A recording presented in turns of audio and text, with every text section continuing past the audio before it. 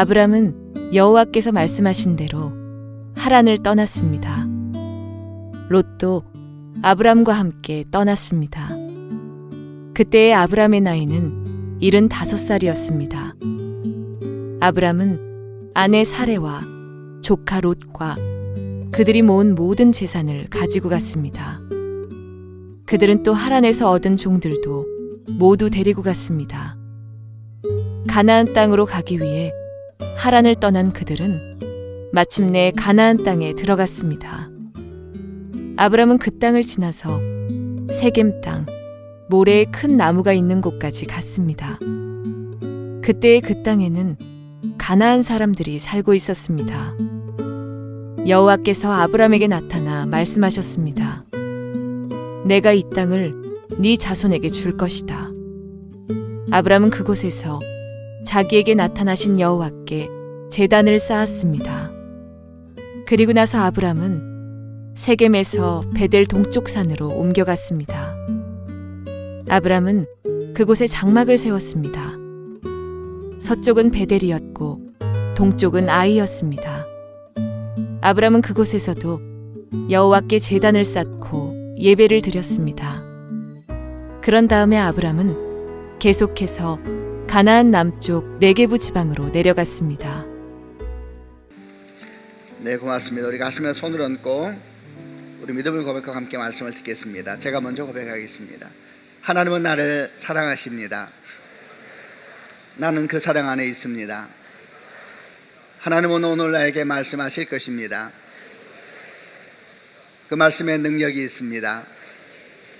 그 말씀에 생명이 있습니다. 나의 마음을 하나님께 열겠습니다. 나의 생각을 예수님께 집중하겠습니다. 들은 만큼 변합니다. 들은 만큼 행복해집니다. 우리는 지난주일부터 창세기 12장에서 50장까지 있는 족장들의 이야기를 시작했습니다. 지난주 처음 나오는 이야기는 창세기 12장에 있는 하나님께서 아브라함을 부르셔서 약속의 땅으로 보내시면서 하나님의 구원의 드라마가 시작되는 이제 그 첫 장을 열었습니다. 너는 너의 고향과 친척과 아버지 집을 떠나 내가 네게 보여줄 땅으로 가라. 내가 너로 큰 민족을 이루고 네게 복을 주어 네 이름을 창대하게 하리니 너는 복이 될지라. 너를 축복하는 자에게는 내가 복을 내리고 너를 저주하는 자에게는 내가 저주하리니 땅의 모든 족속이 너로 말미암아 복을 얻을 것이니라. 아멘. 이 명령은 하나님께서 아브라함에게 주신 명령이지만은 그러나 신약은 예수 그리스도를 믿는 모든 이들은 아브라함의 믿음의 자손이다 이런 표현을 쓰고 있기 때문에 이 명령은 예수를 믿는 모든 믿는 자에게 동일하게 주시는 명령인 줄로 믿습니다. 그러므로 이 명령은 여러분을 향한 주의 명령이기도 하고 저를 향한 하나님의 명령이기도 합니다. 이 말씀은 세 개의 명령으로 구성되어 있습니다. 첫 번째는 고향 친척 아버지의 집을 떠나라 라는 명령이고, 두 번째는 내가 너에게 보여줄 땅으로 가라 라는 명령이고, 세 번째는 너는 복이 될지라 라는 명령이 세 가지로 구성되어 있습니다. 먼저 고향 친척 아버지의 집을 떠나라 라는 명령은 무엇이었습니까? 고향 친척 아버지의 집이라는 것은 그때까지 아브라함이 살아왔던 삶의 자리들, 그때까지 아브라함이 걸어왔던 삶의 여정들, 함께 거기서 꿈을 꾸고 거기서 인생을 배우고 거기서 가치관을 배우고 이렇게 자라왔던 이제 그런 것이 고향 친척 아버지인 것입니다. 좀 더 구체적으로 아브라함에 대해서 말한다면은 아브라함에게는 갈대아 우르하고 하란이 있는 메소포타미아 지역이 고향 친척 아비 집을 상징하는 땅이었습니다. 메소포타미아 지역은 어떤 것입니까? 세계 고대 4대 문명 중 하나가 일어났다고 말을 하고, 그 중에서도 메소포타미아 문명은 인류 최초의 문명이라고 이야기되는 곳이니까 대단한 땅이었던 것입니다. 그 당시에 그 땅은 모든 최고의 지식과 최고의 부유함과 최고의 문화, 최고의 사람들이 모여있는 땅이었을 것입니다. 사람들은 다 이런 땅으로 가고 싶어 합니다. 왜냐하면 그런 땅에 가면은 그곳에서 자리를 잡고 그곳에서 성공하면 인생은 나는 성공했다 라고 말할 수 있기 때문에 사람들 입장에서 보게 되면 그 땅은 약속의 땅이요, 소망의 땅이요, 그 땅이야말로 간절히 기대하고 바라는 땅인 것입니다. 그런데 하나님께서 그 땅을 떠나라고 말씀하는 것입니다. 무엇을 말씀하겠습니까? 메소포타미아가 너에게 주었던 비전, 메소포타미아가 너에게 주었던 가치관들, 정체성들, 메소포타미아에서 네가 배우고 바랬던 삶의 여정들, 그 모든 것에서부터 떠나야지 하나님 나라가 시작된다고 말을 하는 것입니다. 여러분, 믿음의 시작은 떠나는 것입니다. 왜 그 땅을 떠나야 합니까? 왜냐하면 그 땅은 진짜가 아니기 때문입니다. 그 땅은 영원한 것이 아니기 때문입니다. 그 땅은 사막의 신기루처럼 곧 사라져버릴 안개에 불과하기 때문입니다. 이사야 40장 68절 말씀에 모든 육체는 풀이요 그 모든 아름다움은 들의 꽃과 같다. 푸른 마르고 꽃은 시드나 우리 하나님의 말씀은 영원히 설 것이다. 그 땅은 진짜가 아니기 때문에 떠나는 것입니다. 우리는 그 땅에서 참된 행복을 발견할 것 같고 참된 꿈을 발견할 것 같지만 주님께서 그러지 않으십니다. 그 땅을 떠나라. 그러면서 참된 생명이 있는 곳, 참된 미래가 있는 곳으로 걸음을 일으키는 것이 바로 복음의 시작이요 믿음의 시작인 것입니다. 에콰도르의 아우카족에 순교하다가 복음을 전하기 위해서 나아가다가 순교했던 짐 엘리엇의 고백은 항상 우리 마음을 떨리게 합니다. 영원한 것을 얻기 위해 영원하지 않는 것을 버리는 사람은 어리석은 사람이 아닙니다. 그것이 바로 떠나는 것입니다. 두 번째, 아브라함에게 주셨고 우리 모두에게 주신 두 번째 명령은 내가 네게 보여줄 땅으로 가라라는 명령입니다. 떠났으면 가야 하는 것입니다. 어디를 향해서 가야 합니까? 진짜를 향해서, 영원한 것을 향해서 가야 하는 것입니다. 구약에서 그 땅은 가나안이라고 설명이 되어 있습니다. 그러나 이 가나안도 상징인 것입니다. 무엇을 상징합니까? 예수 그리스도 안에서 이루어질 하나님의 나라, 천국, 그리고 마지막 날 완성될 새 하늘과 새 땅을 상징하는 것이 가나안 땅으로 우리 가운데 계시되고 있는 것입니다. 그러므로 믿음은 예수님을 향하여 가고 또 가는 것입니다. 끊임없이 그분 안에서 또 그분을 향하여 걸어가는 것이 믿음이요 신앙인 것입니다. 또한 그리스도 안에서 시작되고 완성되는 하나님의 나라를 향하여 가는 걸음이기도 합니다. 육신의 정욕과 안목의 정욕과 이생의 자랑으로 설명되어지는 메소포타미아의 영광을 버리고 믿음과 소망과 사랑으로 설명되어지는 하나님 나라의 영광을 향하여 매일매일 가는 것, 여러분 그것이 두 번째 명령이고 그것이 믿음의 여정인 것입니다. 세 번째, 아브라함에게 주셨고 또 우리에게 주시는 명령은 너는 복이 될지라 라는 명령입니다. 하나님은 우리를 복으로 부르셨습니다. 아멘. 또한 우리를 복의 통로로 부르셨습니다. 우리를 복으로 부르시고 복의 통로를 부르신 이 약속에서부터 이 명령은 시작되는 것입니다. 만약 우리가 복이고 복의 통로로 부름받았다는 사실을 굳게 믿는다면 우리는 어떻게 살아야 되겠습니까? 가는 곳마다 복으로서 살아야 되는 것입니다. 복으로서 살아야 되는 것입니다. 이것이 명령으로 우리에게 주어졌습니다. 여러분, 복으로 사는 사람은 어떤 영성을 가지고 살아야 되겠습니까? 무엇보다도 탓하는 영성을 끊어버려야 되는 것입니다. 원망하고 비난하고 끝없이 희생양을 찾으면서 인생의 의미를 찾아가려고 하는 영성, 그 영성을 끊어버려야 되는 것입니다. 내가 복입니다. 나 때문에 은혜가 임할 것입니다. 나 때문에 회복이 일어나게 될 것입니다. 나를 통해서 복이 흘러나가게 되는 것입니다. 나 때문에 우리 자녀들이 잘 되고, 나 때문에 우리 부모님이 잘 되고, 나 때문에 이 땅의 교회와 이 땅의 민족들이, 그리고 열방의 사람들이 나 때문에 잘 될 것입니다. 아멘. 이런 마음으로 살아가면서, 이런 마음으로 말을 하고, 이런 마음으로 생각하고, 이런 마음으로 행동하라, 이걸 명령으로 주신 것이 명령으로 너는 복이 될지라. 여러분, 이런 세 가지 명령으로 하나님께서 아브라함에게 말씀을 주시고, 드디어 이제 오늘 본문에서 아브라함은 이 약속을 따라 위대한 믿음의 걸음을 시작하게 됩니다. 그것이 오늘 우리가 나누려고 하는 본문의 내용입니다. 먼저 4절 말씀을 같이 한번 읽어보겠습니다. 시작. 아브라함은 여호와께서 말씀하신 대로 하란을 떠났습니다. 롯도 아브라함과 함께 떠났습니다. 그때 아브라함의 나이는 75살이었습니다. 아브라함이 떠났습니다. 그게 4절 말씀인데 같은 본문을 개역개정으로도 한 번 더 읽어보려고 합니다. 시작. 이에 아브라함이 여호와의 말씀을 따라갔고 롯도 그와 함께 갔으며 아브라함이 하늘을 떠날 때에 75세였더라. 아브라함은 말씀을 듣고 끝나는 사람이 아니라 그 말씀을 듣고 반응하는 사람이었습니다. 그러니까 주의 말씀이 임하니까 세 가지 명령을 가슴에 품고 이제 떠나는 것입니다. 그런데 이 아브라함이 여호와의 말씀을 따라갔고 라는 4절 말씀을 읽다 보면은 아브라함의 순종에 대한 기사에 당분간 항상 붙어 나오는 한 사람을 보게 됩니다. 그 한 사람이 조카 롯입니다. 아브라함이 육체의 형제의 아들입니다. 그 형제가 먼저 죽었기 때문에 아브라함이 조카를 데리고 항상 같이 다니고 있었는데, 그래서 아브라함과 함께 당분간은 롯이 같이 등장을 합니다. 그런데 12장 4절에 아브라함도 등장하고 롯도 등장하는데, 이 두 사람에 대한 말씀을 보게 되면 묘하게 대조되듯이 말씀되고 있다는 느낌을 지울 수가 없습니다. 이에 아브라함은 하나님의 말씀을 따라갔고 롯도 그와 함께 갔으며, 이렇게 이제 두 사람이 설명되고 있습니다. 이 두 사람이 묘하게 대조되는 것 같은 느낌을 여러분 느낄 수가 있습니까? 예, 맞습니다. 한 사람은 하나님의 말씀을 따라갔고 또 한 사람은 그 사람을 따라간 것입니다. 이 차이가 참 묘합니다. 언뜻 보면 별거 아닌 것 같은데 조금만 주목해서 보면 대단히 신경 쓰이는 모습이고 또 대단히 조심스러운 모습이기 때문입니다. 그럼 그 차이가 오늘 우리가 본문에서 묵상하려고 하는 첫 번째 내용입니다. 이 두 사람의 차이에 대해서 어떻게 생각합니까? 여러분, 둘은 같이 하란을 떠났습니다. 둘 다 똑같이 고향 친척 아버지의 집을 떠난 것입니다. 그러나 성경이 기록하기를 한 사람은 말씀을 따라갔고 또 한 사람은 사람을 따라갔다, 이렇게 기록을 하고 있습니다. 이 둘의 이 차이는 끝에 가서는 심각하게 다른 결론의 차이를 가져오게 되었습니다.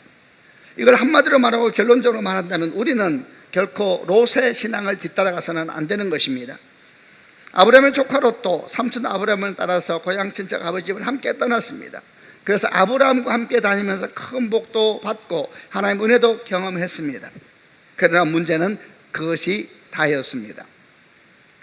아브라함에게 하나님은 어떤 분이십니까? 아브라함에게 하나님은 나의 하나님입니다. 나의 하나님, 자기 하나님이었습니다. 그래서 하나님께서 이렇게 말씀하시기를 기뻐하셨습니다.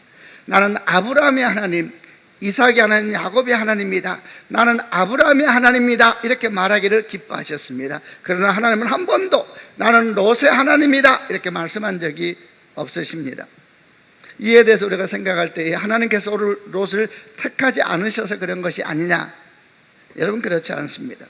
그렇다면 처음부터 하나님은 롯을 아브라함에게서 떼놓으셨을 것입니다. 오히려 그런 것보다는 롯이 아브라함의 하나님을 자기 하나님으로 소망하지 않았던 것입니다.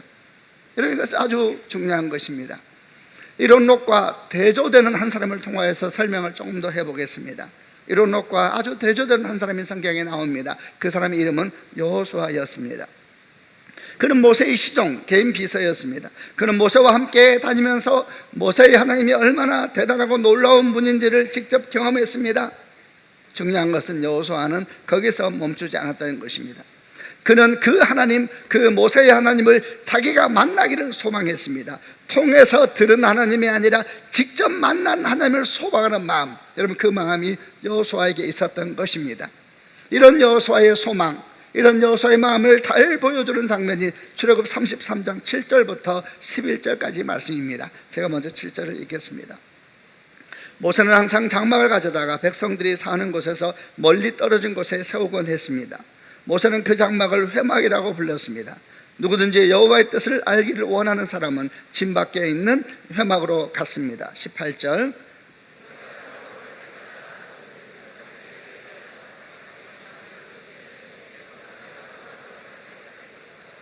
모세가 회막에 들어갈 때에는 언제나 구름 기둥이 내려왔습니다. 구름 기둥은 여호와께서 모세에게 말씀하시는 동안 회막 입구에 서 있었습니다.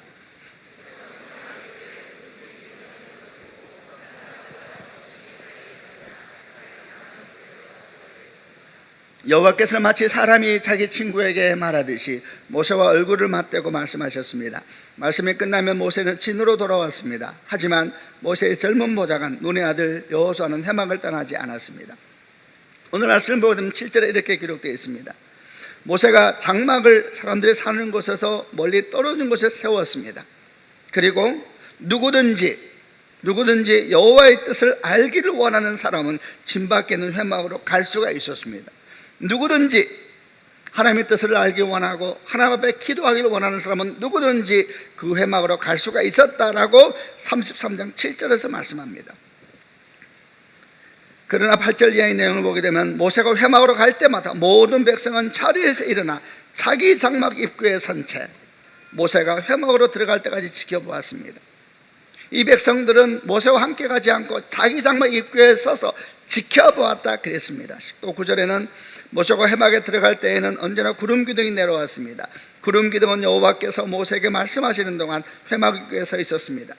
백성은 회막 입구에 구름 기둥에 서 있는 것을 보고 한 사람도 빠짐없이 자리에서 일어나 자기 장막 입구에서 절을 했습니다. 이랬습니다. 여러분 보십시오. 누구든지 주 앞에 나아갈 수 있었습니다. 그러나 어떤 이유든 간에 이스라엘 백성은 나아가지 아니하고 자기 장막 입구에 서서 지켜보았습니다. 바라보았습니다. 여러분, 바로 이 신앙이 롯의 신앙인 것입니다. 멀리서 지켜보는 신앙입니다. 이 사람도 절을 합니다. 이 사람도 예배를 드립니다. 그러나 멀리 떨어져서 예배하고 멀리 떨어져서 절하고, 이 사람도 하나님이 대단하시다 말을 합니다. 백성들도 그랬습니다. 그러나 멀리 떨어져서 그 대단한 것을 지켜보는 신앙을 가지고 있는 겁니다. 그러나 여호수아는 달랐습니다. 여호수아는 모세를 따라 회막으로 갔을 뿐만 아니라 모세가 하나님을 친구처럼 만나고 대화할 동안에는 밖에서 머물렀습니다. 그 다음 어떻게 했습니까? 모세가 회막을 떠나고 난 뒤에 그는 회막을 떠나지 않고 그 자리에 계속 머물러 있었다. 하지만 모세의 젊은 보좌관 눈의 아들 여호수아는 회막을 떠나지 않았다. 이렇게 성경은 기록하고 있습니다. 여러분, 이것이 여호수아가 가지고 있는 신앙의 모습인 겁니다. 여호수아는 모세를 따라다니는 개인 수행원에 불과했습니다. 어찌 보면 오늘 우리가 이야기하고 있는 아브라함 옆에 롯과 비슷한 사람이다 생각할 수도 있습니다. 그러나 여호수아는 모세의 하나님을 섬긴 데서 머물지 않았습니다. 여호수아는 모세를 통하여 보고 모세를 통하여 듣고 모세를 통하여 배우는 하나님이 아니라 자신이 직접 보고 자신이 직접 듣고 자신이 직접 말씀을 듣는 그 하나님 앞에 서기를 원했습니다. 여러분, 이것은 교만이 아니라 거룩한 소망인 것입니다. 이런 소망이 있기 때문에 모세가 회막을 떠나고 난 뒤에도 그는 회막에 계속 남아서 하나님을 예배하는 것입니다. 하나님을 찬양하는 것입니다. 그 마음을 생각해 보십시오. 그는 하나님을 보는 것입니다. 하나님을. 그곳에 무릎을 꿇고 하나님을 바라보는 것입니다. 여러분, 모세가 떠나면 영광도 구름 기둥도 떠났을 것입니다. 그러나 물고 기도하는 겁니다. 여러분, 이게 여호수아였습니다. 하나님께서는 이 장면을 다 보고 계셨던 것입니다. 결국 어떻게 하셨습니까? 민수기 27장을 보게 되면 하나님께서 모세에게 너는 약속의 땅에 들어가지 못할 것이다 이렇게 말씀하였을 때에 모세가 하나님께 간절히 기도하는 내용이 나옵니다. 이렇게 기도했습니다. 모든 백성의 영이 되시는 하나님이시여, 이 백성들을 위하여 좋은 지도자를 뽑아주십시오. 그는 백성 앞에서 들어가고 나가야 하며 양떼를 치듯이 백성을 인도해야 합니다. 이렇게 말하자 마치 하나님은 예비하고 계셨다는 듯이 즉시 반응합니다. 민수기 27장 18절부터 20절에 이렇게 반응을 합니다. 18절 여러분 읽겠습니다. 시작. 여호와께서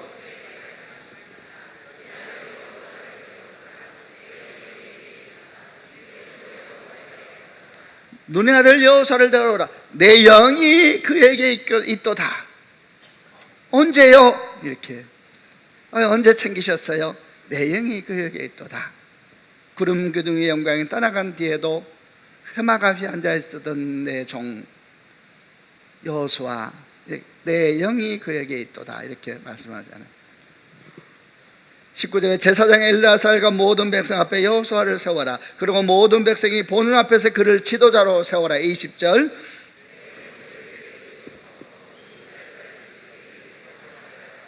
모든 사람이 다 보게 하라. 다 알게 하라. 네 권위를 그에게 주라. 그리고 너에게 이스라엘 백성이 복종했듯이 이스라엘 백성이 그에게도 복종하게 하라. 다 이렇게 챙겨주십니다. 여기서 끝나지 않습니다. 모세가 죽고 난 뒤에 여호수아는 두려웠습니다. 큰 하나님의 사람이 죽고 난 뒤에 그 뒤를 잇는다는 것은 얼마나 어렵고 두려운 일입니까? 그 여호수아에게 주님이 직접 나타나서 이렇게 말씀하셨습니다. 민수기 1장 5절 이하의 말씀에 네 평생에 너를 능히 대적할 자가 없으리니 내가 모세와 함께 있던 것 같이 너와 함께 있을 것이다. 내가 너를 떠나지 아니하며 버리지 아니하리니 강하고 담대하라. 너는 내가 그들의 조상에게 명하여 그들에게 주리라 한 땅을 이 백성에게 차지하게 하리라. 9절에 말합니다. 내가 네게 명령한 것이 아니냐. 강하고 담대하라. 두려워하며 놀라지 말라. 네가 어디로 가든지 네 하나님 여호와가 너와 함께 하느니라. 그리고 함께 하시기 시작합니다. 모세와 함께 홍해를 가르신 그 하나님은 여호수아와 함께 요단강을 가르십니다. 아론과 우리 모세의 손을 딱 들고 기도할 때 그의 기도를 통하여 큰 승리를 얻게 하신 하나님은 여호수아가 기도할 때에 하늘의 해와 달을 멈춰버립니다. 여러분, 성경을 세력하기를 이런 일이 이전에도 없었고 이후에도 없었다, 이렇게 기록을 하고 있습니다. 해와 달을 멈춰버리시면서 큰 승리를 그에게 주시는 것입니다. 여러분, 모세의 하나님이 여호수아의 하나님이 되신 것입니다. 여러분, 우리도 이래야 되는 것입니다. 아멘. 그러나 아브라함의 조카 롯은 그러지 않았습니다. 그는 어쩌면 그 어떤 사람보다 영적으로 훨씬 유리한 자리에 있었습니다. 그의 삼촌이 아브라함이었고 아브라함은 그를 아들처럼 챙겨주었습니다. 항상 아브라함의 마음에 조카 롯이 있었습니다. 그는 영적으로 다른 사람보다 훨씬 더 유리한 자리에 있었던 겁니다. 그러나 그것이 다였습니다. 참으로 아쉬운 일입니다. 왜 보는 데서 멈춥니까? 왜 은혜를 받는 데서 멈춥니까? 하나님을 사모해야 됩니다. 하나님을. 왜 선물에서 멈춥니까? 왜 그분이 주시는 은혜 복에서 멈춥니까? 그분을 사모해야 되는 것입니다. 그분을 만나야 되는 것입니다. 그 하나님을 만나지 않으면 하나님이 주시는 복은 다 날아가고 마는 것입니다. 실제로 그렇게 됐습니다. 창세기 13장을 보십시오. 그는 모든 것을 다 잃어버리고 만 것입니다. 롯은 어떤 사람입니까? 그는 아브라함과 똑같이 고향 친척 아버지 집을 떠났지만 사실은 그 마음은 떠나지 않았던 사람입니다. 그는 누구입니까? 그는 약속의 땅에 살고 있는 메소포타미아인입니다. 그는 누구입니까? 그는 약속의 땅에 살고 있지만 하나님이 없는 사람입니다. 결코 이런 신앙이 되지 않기를 주님의 이름으로 축원합니다. 이 사람은 또 어떤 사람입니까? 지난달에 우리가 몇 주 동안 에베소 6장에 있는 하나님의 전신갑주에 대한 말씀을 나눴습니다. 그 과정에서 그 내용 가운데서 하나님의 말씀은 성령의 검에 대한 말씀을 기억하실 줄로 믿습니다.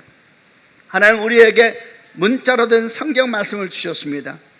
이제 우리는 그 말씀을 믿음으로 순종하고 따라가면서 그 말씀을 문자에 머물지 않고 영이 되게 하는 것은 우리에게 책임이 있는 것입니다. 성령의 칼이 되도록 성령을 의지하고 기도하고 말씀을 따라 살아가자. 여러분, 이것이 하나님 주신 성령의 칼을 우리가 다 갖고 사는 인생이라 그랬습니다. 오늘 롯과 같은 인생은 여러분 그렇지 않은 것입니다. 그런 누구라고 말할 수 있습니까? 그런 문자로 된 하나님의 말씀은 있지만 성령의 검이 없는 사람입니다. 여러분, 이런 사람은 사탄과의 싸움에서 이길 수가 없는 것입니다.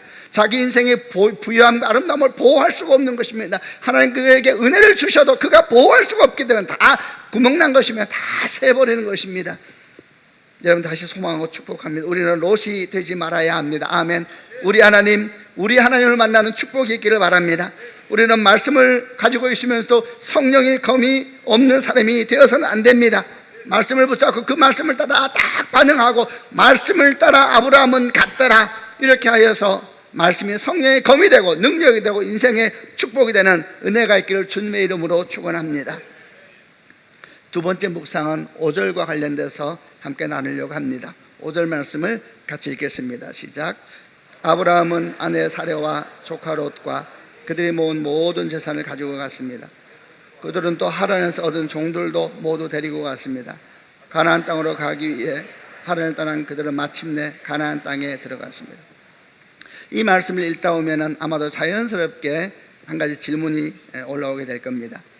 하나님께서 고향 친척 아버지 집을 떠나라고 분명히 하셨는데 아내는 한 영이니까 괜찮다 하더라도 왜 조카 롯을 데리고 떠나는 걸까? 또 하란에서 얻은 재산과 하란에서 얻은 종들을 데려가는 것은 괜찮은 것일까? 이런 질문입니다. 여러분 어떻게 생각하십니까? 고향 친척 아버지 집을 떠나라 그랬으면 혹시 다 놓고 가야 되는 것은 아닌가? 이런 생각이 들지는 않습니까? 그래서 이 본문을 보면서 어떤 분들은 말하기를 아브라함이 믿음이 부족해서 이런 것이다. 물론 그 당시 아브라함 믿음은 대단히 부족했습니다. 그래서 그가 믿음에 정말 성장한 과정에 이르기까지 얼마나 많은 어려움과 위기들을 맞이했었습니까? 그러나 사실 이 말씀과 상황을 믿음의 문제만이 아니라 좀 다른 측면도 볼 수 있어야 됩니다. 왜냐하면 이 아브라함 모습을 통하여 오늘 우리의 삶에 주시는 주의 메시지를 들어야 되기 때문에 단순히 믿음이 부족해서 그런 것이다 라는 것을 넘어서 그의 모습 속에서 우리의 모습을 돌아볼 수가 있는 것입니다. 여러분, 하나님은 아브라함에게 고향 친척 아버지 집을 떠나라고 하셨다 그랬습니다. 그러나 이 말씀에 절대 오해해서는 안 되는 것은 이 명령은 이제 우리가 하나님을 믿게 됐으니까 부모님들은 별로 중요하지 않다.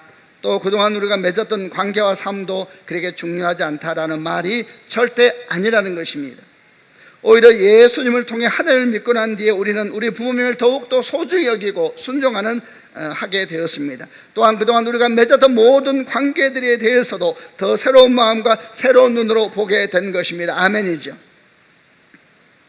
그럼 고향 친척 아버지 집을 떠난다는 의미는 무엇입니까? 당시 아브라함이 떠나야 할 고향 친척 아버지 집은 메소포타미아 지역과 문명이라 그랬습니다. 여러분, 그것은 무엇을 말합니까? 그것은 세상의 영광과 부요함, 세상의 지혜와 세상의 꿈과 비전을 총체적으로 상징하는 언어가 메소포타미아의 문명인 것입니다. 그리고 그것을 말하는 창세기 12장 1절의 언어가 고향과 친척 아버지 집이라고 표현되고 있는 것입니다. 또 우리는 신약에서 이것을 뭐라고 말합니까? 육신의 정욕과 안목의 정욕과 이생의 사랑으로 가득 차 있는 영성, 그 영성이 메소포타미아 문명의 영성이요, 그 영성이 땅의 문명이요, 여기에서 떠나라고 말하는 것입니다.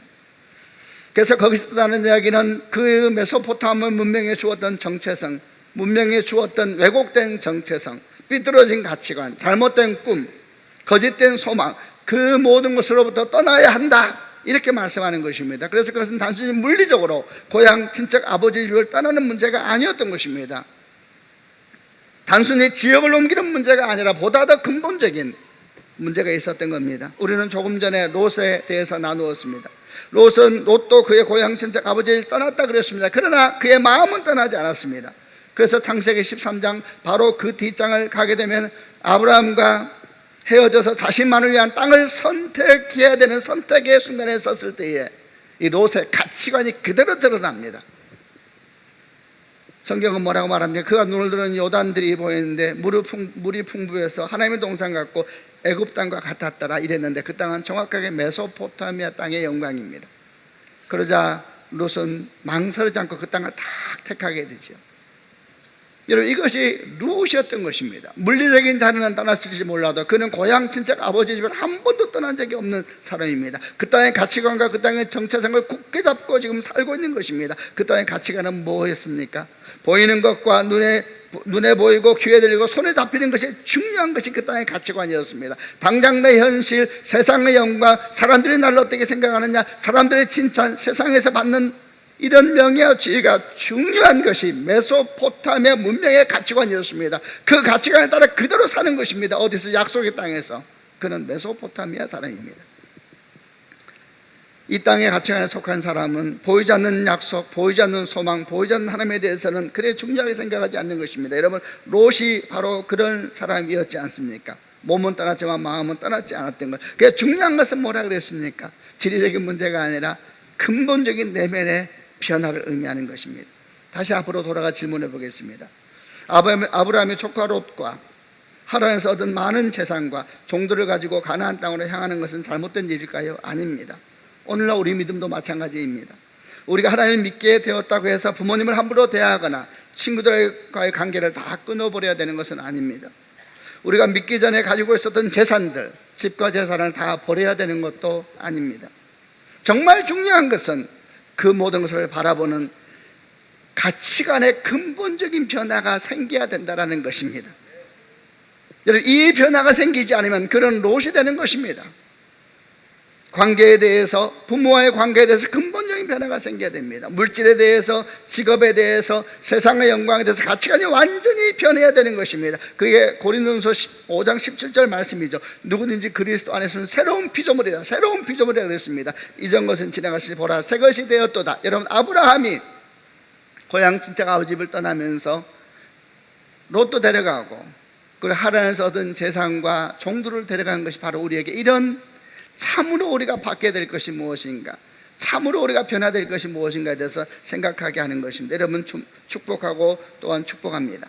날마다 고향 친척 아버지 집을 떠나는 축복이 있기를 바랍니다. 세상을 바라보는 가치관에 근본적인 변화가 있기를 바랍니다. 여전히 같은 집에 살고 같은 직장을 다니고 같은 일을 하고 있지만 다른 사람이 되어야 되는 것입니다. 여러분, 그것이 거듭남이라고 말합니다. 이런 거듭남의 역사가 여러분의 길을 주님의 이름으로 축원합니다. 아브라함은 여전히 같은 가정을 이루고 같은 종들과 함께 일을 하고 있었습니다. 그러나 가치관이 완전히 변한 것입니다. 여러분, 그것이 우리가 따라가야 될 족장의 영성에서 또 하나 배워야 될 것입니다. 마지막 묵상은 6절에서 9절에 이르는 약속의 땅에서 아브라함이 지나갔던 땅들, 도시들에 대한 말씀에서 얻는 것입니다. 먼저 제가 6절 말씀을 읽겠습니다. 아브라함은 그 땅을 지나서 세겜 땅, 모래의 큰 나무가 있는 곳까지 갔습니다. 그때에 그 땅에는 가나안 사람들이 살고 있었습니다. 7절.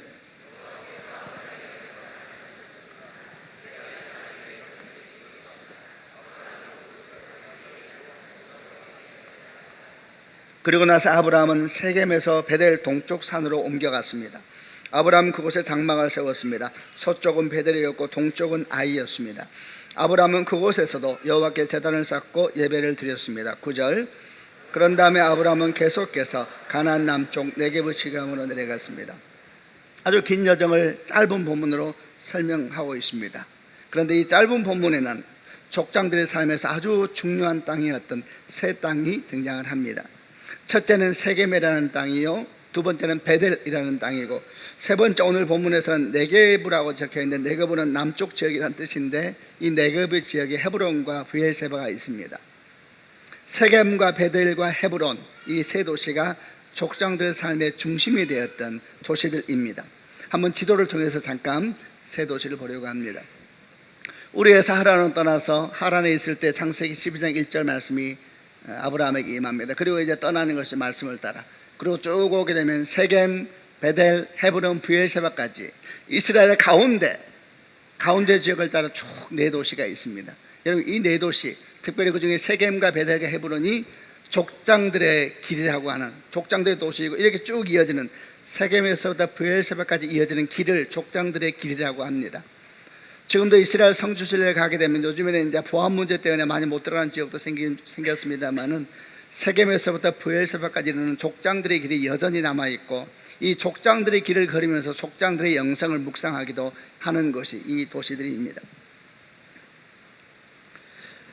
지금 말씀드린 것처럼 세겜에서부터 브엘세바까지 이르는 이런 남북으로 길게 뻗은 도로 족장의 길은 해발이 한 1000m 정도 됩니다. 아주 높은 산지로, 거칠고 높은 산지로 이루어져 있습니다. 이스라엘의 척추와 같은 이곳을 중앙 산악지대다, 이렇게 얘기를 합니다.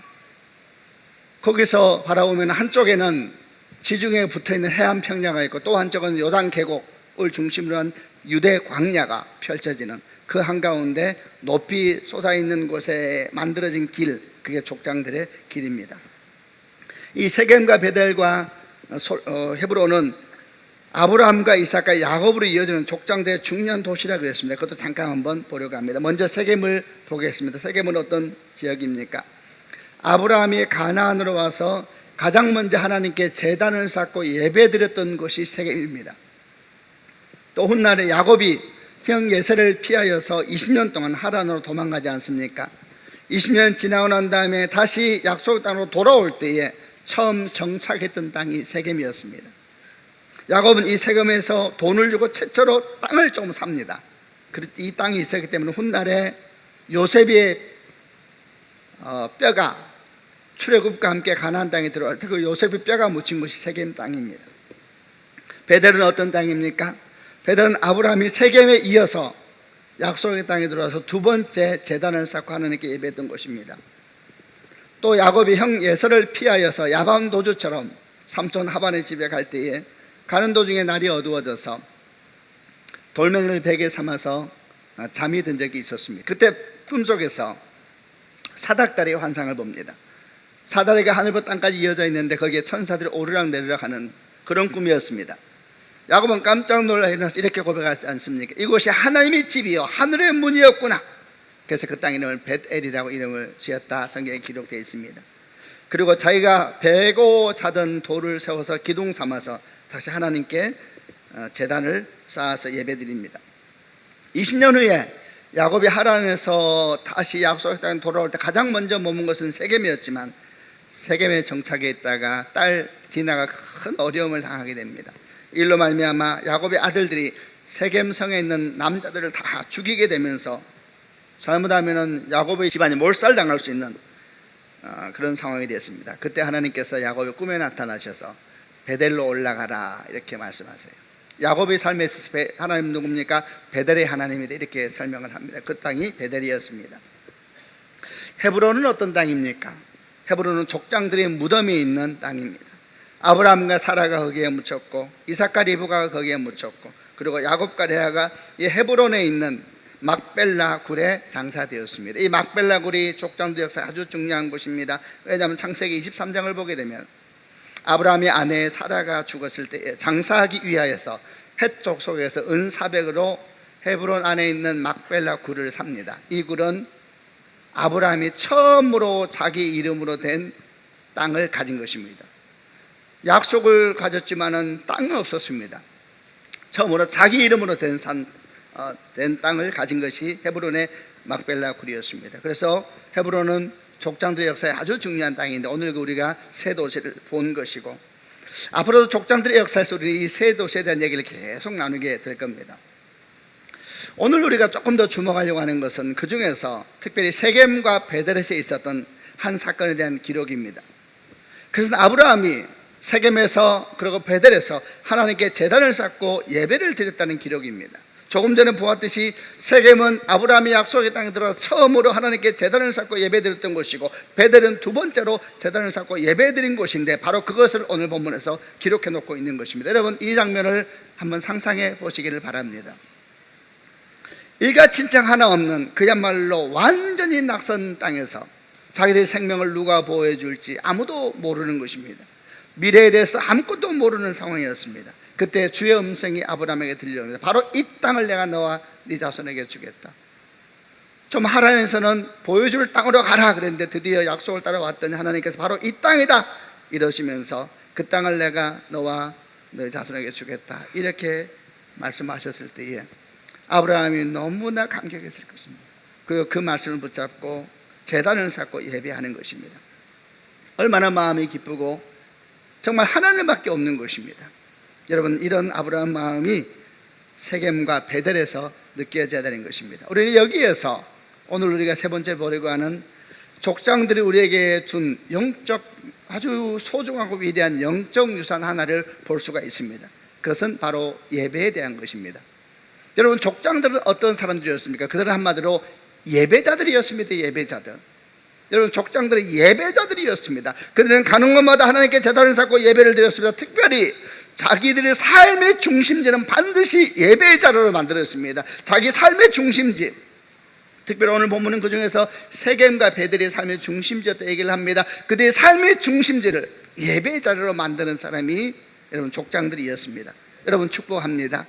우리 모든 삶의 자리가 예배의 자리가 되는 축복이 있기를 바랍니다. 무엇보다도 우리 삶의 중심지, 여러분, 우리 삶의 중심지가 어디입니까? 우리 가정이 그럴 것입니다. 우리에게 준 직장이 그럴 것입니다. 아니면 교회가 그럴 것입니다. 그것이 어디든 간에 우리가 가장 많은 시간을 보내고 우리의 가장 소중한 관계가 있고 삶이 있는 그것이 우리 삶의 중심지지 않습니까? 그 우리 삶의 중심지가 예배의 자리가 되는 축복이 있기를 주님의 이름으로 축원합니다. 여러분, 그게 족장들에서 배워야 될 위대한 영적 유산의 하나인 것입니다. 아무것도 없는 상황이었습니다. 세겜과 베델을 왔지만은 성으로 들어가지 못하고 바깥에서 있었을 겁니다. 나그네입니다. 바깥에서 잠을 자실 것입니다. 텐트를 쳐놓고 중심지에 가지 못했습니다. 그러나 거기에서 다시 돌을 쌓고 예배하는 이 족장들의 영성을 잘 본받아서 우리 모든 중심지가 다시 한번 축복합니다. 하나님께 예배하는 거룩한 예배의 땅이 되기를 주님의 이름으로 축원합니다. 여러분 가정이 예배의 땅이 되기를 바랍니다. 여러분에게 주신 기업이 예배의 땅이 되기를 바랍니다. 여러분이 어디를 가든지 여러분에게 소중하다고 느끼는 그곳은 예배하고 기도하고 예배의 땅으로 만드는 축복이 있기를 바랍니다. 어떻게 해야지 우리 삶의 자리를 예배의 자리로 바꿀 수가 있겠습니까? 두 가지만 기억하십시다. 첫 번째는 교회는 거룩하고 세상은 악하다는 유언론적인 사고를 빨리 벗어버려야 합니다. 여러분, 세상은 악합니까? 물론이죠. 세상은 죄로 가득합니다. 그러나 또 한 가지 기억할 것은 바로 그 세상은 회복되어야 될 하나님의 나라라는 것입니다. 바로 그 세상을 위하여서 우리 주님께 십자가에 못 박혀 죽으셨다는 것입니다. 그래서 하나님은 우리를 세상에서 부르시고 다시 세상을 향하여 보내시는 것입니다. 여러분, 족장들 생각해 보십시오. 족장들은 가나안의 척추와 같은 중앙 산악 지역을 걷고 또 그랬습니다. 도시가 중앙 산악 지역에 있다 그러지 않았습니까? 여러분, 그 한가운데서 제단을 쌓고 그 한가운데서 예배를 부른 것입니다. 여러분, 이거는 분명한 계시입니다. 이스라엘의 중앙 산악지대는 아주 거칠고 험한 산지라 그랬습니다. 그러나 거기에서 딱 바라보면 한쪽으로는 뭐가 보입니까? 지중해를 접해 있는 물이 풍부하고 비옥한 해안 평야가 보입니다. 또 한쪽으로는 뭐가 보입니까? 요단 계곡, 유대 광야로 설명되는 메마르고 거친 땅이 보이는 것입니다. 그 한가운데에서 족장들은 높은 산에 올라가서 양쪽을 다 바라보고 걷는 것입니다. 여러분, 이게 예배고 이게 기도지요. 살다 보면은 해안 평야처럼 풍부하고 비옥한 인생의 때를 맞이하기도 하지만, 또 살다 보면은 요단 계곡, 유대 광야처럼 메마르고 슬픈 인생을 맞이할 수도 있는 것 아닙니까? 그럼 우리는 어디에 서 있어야 됩니까? 한가운데 높은 곳에 올라가서, 중앙 산악지대 높은 곳에 올라가서 두 손을 뻗고 기도하는 것입니다. 잘 될 때는 감사하고 안 될 때는 기도하고 다 품고 기도하게 되면 여러분, 그것이 어느 자리이든지 그 자리가 다 예배의 자리가 되는 줄로 믿습니다. 우리의 모든 삶의 자리가 그런 복이 있기를 바랍니다. 또 두 번째, 삶의 자리가 예배의 자리가 되기 위해서 두 번째 기억할 것은, 우리는 일하는 사람으로 부름받은 것이 아니라 예배자로 부름받았다라는 사실을 항상 기억해야 되는 것입니다. 여러분, 우리는 예배자로 부름받았습니다. 이사야 43장 21절에 이 백성은 내가 나를 위하여 지었나니 나의 찬송을 부르게 하려 함이라. 우리는 예배자로 부름받은 것입니다. 10년 전에 교회가 처음 개척할 때 저는 하나님께 저의 정체성에 대해서 물었습니다. 나는 어떤 정체성을 가지고 목회를 해야 되고 살아야 됩니까? 세 가지를 저에게 주셨는데, 그 중에 첫 번째가 너는 예배자이다. 저는 예배자입니다. 예배자. 여러분, 예배 영이 끊어지면 다 끊어지는 것입니다. 나는 예배자입니다. 예배자. 항상 설교가 올라가기 전에도 항상 나는 예배자입니다. 예배자.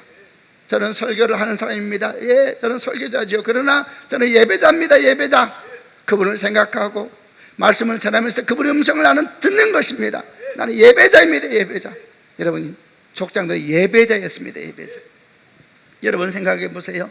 나는 예배자이다. 이 사실을 항상 기억하고 살면 우리 인생에는 어떤 일이 일어나겠습니까? 나는 예배자이다. 이 사실을 기억한다는 의미는 무슨 말입니까? 예배는 하나님을 향한 반응입니다.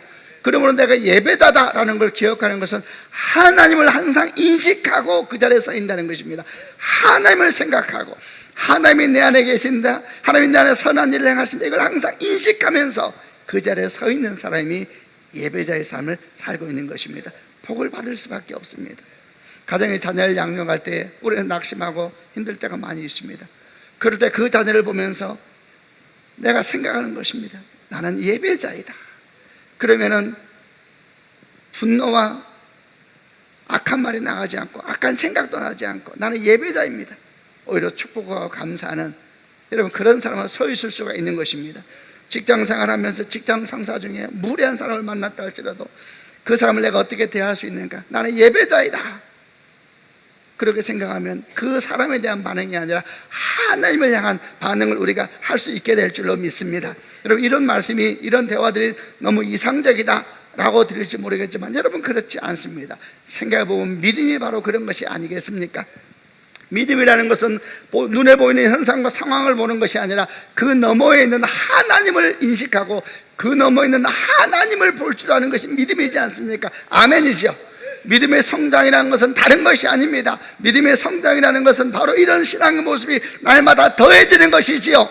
나는 예배자이다, 이런 믿음의 고백이 날마다 더 깊어지는 것입니다. 그러면 그가 성장하게 되는 것입니다. 그러다 보니까 모든 영역 가운데서, 모든 시간 가운데서, 말했잖아요, 족장들은 지금 아무것도 없어요. 거친 산지를 걷고 있는데 다 품고 기도하는 것입니다.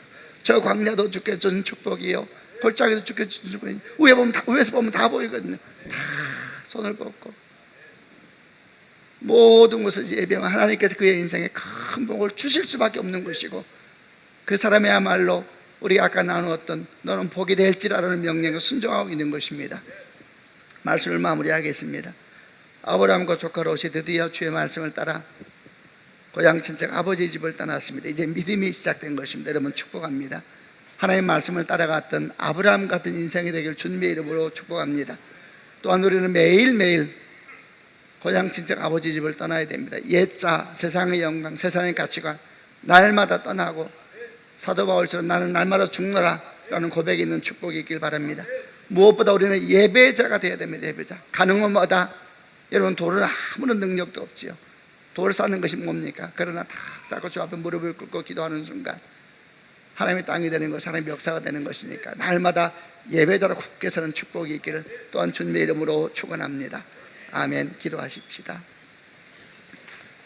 눈을 감고 한번 가슴에 손을 얹어 보시길 바랍니다. 성도 여러분, 오늘 저는 여러분과 함께 말씀을 나누면서 고향 친척 아버지 집을 떠났지만은 참 다른 모습을 보여주고 있는 아브라함과 조카 롯에 대한 이야기를 했습니다. 우리는 롯의 길을 걸어가면 안 됩니다. 여호수아를 생각하십시오. 모세는 떠나고 구름의 영광도 다 떠납니다. 그런데 외로운 해망 옆에 다 무릎을 꿇고 있는 한 청년이 있습니다. 여호수아입니다. 여호수아. 하나님이 그를 다 머리에 기억합니다. 때가 되었을 때 말합니다. 내 영이 그에게 있도다. 하나님 아버지, 우리가 롯의 영생을 거부합니다. 여호수아처럼 나의 하나님이 되기를 원합니다. 내가 전에 듣고 배운 하나님이 아니라 내가 만나고 내가 경험하고 너와 함께 가는 나의 하나님의 경험으로 내 신앙이 가득하게 하여 주옵소서. 같이 동성으로 하나님께 기도하겠습니다.